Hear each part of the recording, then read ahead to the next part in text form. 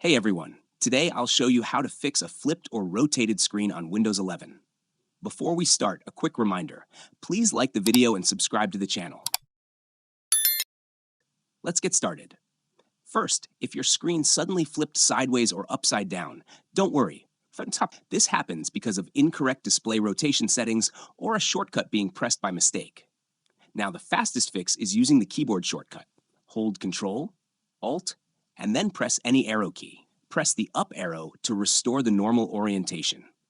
Press the left, right, or down arrow if you want to rotate in a different direction. If the shortcut doesn't work, we can fix it through the Settings app. Right-click anywhere on your desktop and choose Display Settings.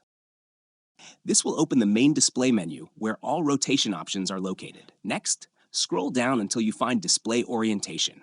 Here, open the drop-down menu and select Landscape to return the screen to the normal view.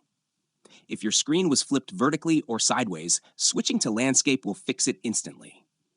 And if your device keeps rotating the screen automatically, you can turn that off as well. Scroll a little further and look for Rotation Lock.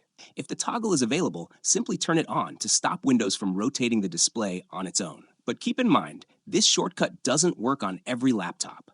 Some devices or graphics drivers simply don't support this rotation shortcut. So if nothing happens, don't worry. The next method will still fix the problem. If your screen is flipped so badly that using the mouse is difficult and the shortcut doesn't work on your device, you can still fix it using only the keyboard.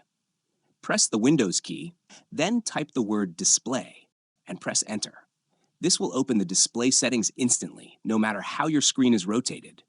From here, use the Tab key to move between options, the arrow keys to navigate, and press Enter to select. This lets you reach the display orientation setting and fix the rotation without needing your mouse.